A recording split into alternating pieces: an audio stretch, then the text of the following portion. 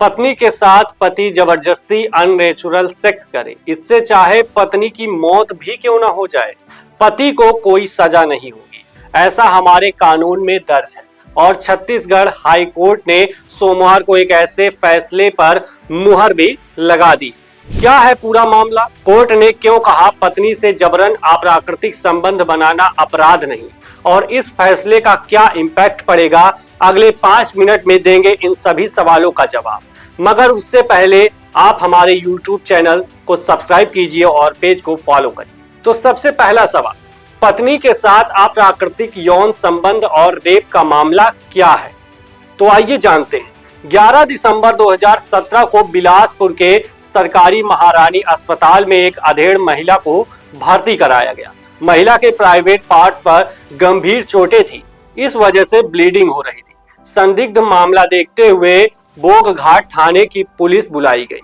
महिला ने कार्यकारी मजिस्ट्रेट को बताया कि उसके 40 वर्षीय पति गोरखनाथ शर्मा ने उसकी मर्जी के बिना जबरन अप्राकृतिक यौन संबंध बनाए, जिससे वे बीमार हो गई। पहले बच्चे के जन्म के बाद से उसे बवासीर की समस्या थी, इस वजह से उसे प्राइवेट पार्ट से ब्लीडिंग और पेट में दर्द होता था। इसके बावजूद पति अप्राकृतिक संबंध बनाता था। 11 दिसंबर को बयान देने के कुछ समय बाद ही महिला की मौत हो जाती है।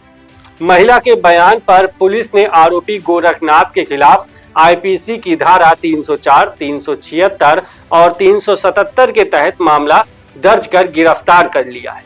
11 फरवरी 2019 को जगदलपुर की फास्ट ट्रैक कोर्ट ने आरोपी गोरखनाथ को 10 साल की कठोर कारावास की सजा सुनाई। इसके बाद पति ने फास्ट ट्रैक कोर्ट के फैसले को बिलासपुर हाई कोर्ट में चुनौती दी। पीड़ित महिला की मौत होने पर सरकारी वकील ने उसकी ओर से केस लड़ा।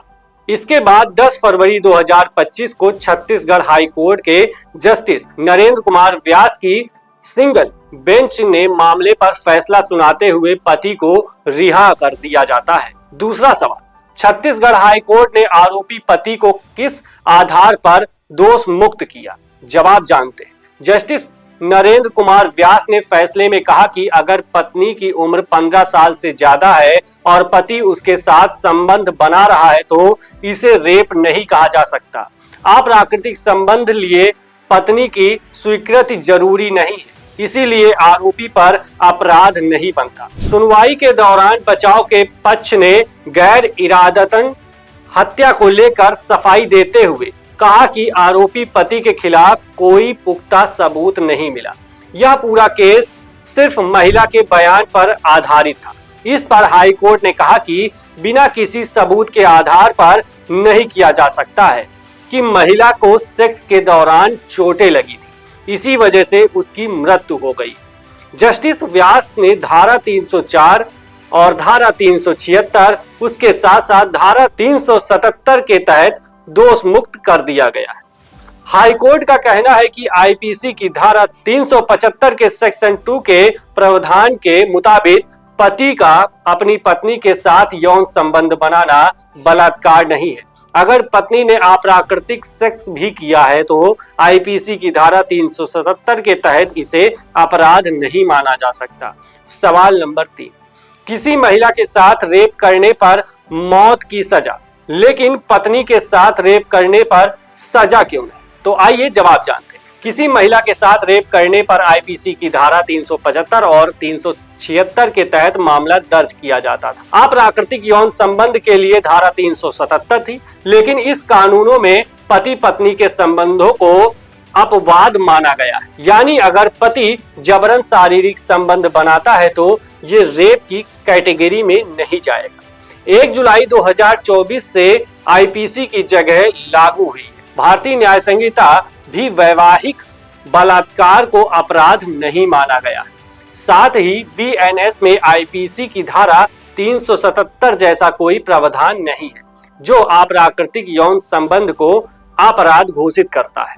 इस पूरी डिबेट में क्रिटिक्स तर्क देते हैं कि महिला अपने पति की यौन जरूरतों को पूरा करने के लिए बाध्य है। दूसरा पक्ष ये भी है कि लचीले कानून महिलाओं की शारीरिक स्वतंत्रता का उल्लंघन करते हैं। साथ में इस धारणा को बढ़ावा देते हैं कि पत्नी को अपने पति की इच्छाओं के सामने झुकना चाहिए, चाहे वह सहमति ना भी दे रही हो। सवाल नंबर 4, छत्तीसगढ़ हाई कोर्ट के फैसले से क्या इंपैक्ट पड़ेगा? तो आइए जवाब जानते हैं। अश्वनी दुबे का कहना है कि हाई कोर्ट के फैसले से सोशल इंपैक्ट पड़ना गलत है, क्योंकि जस्टिस ने कानून के तहत फैसला सुनाया है। हालांकि सुप्रीम कोर्ट में इस कानून को लेकर लड़ाई जारी है। उम्मीद है कि सुप्रीम कोर्ट इस कानून में बदलाव के आदेश दे सकता है। महिला सशक्तिकरण के लिए काम करने वाले एक एनजीओ RIT फाउंडेशन की फाउंडर डॉक्टर चित्रा अवस्थी मानती हैं कि महिलाएं शादी में होने वाले यौन उत्पीड़न के मामलों में कई बार आवाजें उठा चुकी हैं। अब जरूरत यह है कि रेप से जुड़े कानूनों पर दोबारा काम किया जाए। महिला किसी की संपत्ति और खिलौना नहीं, जिसके साथ कुछ भी किया जा सकता है। सवाल नंबर 5, मैरिटल रेप को अपराध बनाने पर सरकार का क्या रुख है? तो जवाब जानते हैं। 19 जुलाई 2023 को सुप्रीम कोर्ट ने मैरिटल रेप के मामले में सुनवाई की बात कही, क्योंकि मैरिटल रेप से जुड़े मामले में दिल्ली और कर्नाटक हाई कोर्ट के फैसलों को सुप्रीम कोर्ट में चुनौती दी गई थी। केंद्र ने दिल्ली हाई कोर्ट में मैरिटल रेप पर चल रही सुनवाई के दौरान कहा था कि केवल इसलिए कि अन्य देशों ने मैरिटल रेप को अपराध घोषित कर दिया है, भारत को भी ऐसा करने की जरूरत नहीं है। दरअसल भारत दुनिया की उन 49 देशों में शामिल है जहां पत्नी से रेप करने वाले पति को समाज के साथ कानून भी दोषी नहीं मानता है। केंद्र सरकार मैरिटल रेप को अपराध मानने के पक्ष में नहीं है। 2017 में मोदी सरकार ने IPC की धारा 375 के मैरिटल रेप को अपराध न मानने के कानून अपराध को हटाने का विरोध किया था। सरकार ने तर्क दिया था कि मैरिटल रेप को अपराध घोषित करने से विवाह की संस्था अस्थिर हो जाएगी और इसका इस्तेमाल पत्नियों द्वारा अपने पतियों को सजा देने के लिए किया जाएगा। 2016 में सरकार ने मैरिटल रेप के विचार को खारिज कर दिया था। सरकार ने कहा था कि देश में ढेरों सामाजिक रीति रिवाजों, धार्मिक विश्वासों और विवाह को एक संस्कार के रूप में माना जाता है। समाज की मानसिकता जैसे विभिन्न कारणों से इसे भारतीय संदर्भ में लागू नहीं किया जा सकता है। आपको हमारी ये रिपोर्ट कैसी लगी हमें कमेंट करके बता सकते हैं। शुक्रिया, देखते रहिए न्यूज़स्टार 7 मीडिया। बने रहें न्यूज़स्टार 7 मीडिया के साथ। हमें फॉलो करें YouTube, Instagram, Facebook और Twitter पर। मिलते हैं अगले वीडियो में।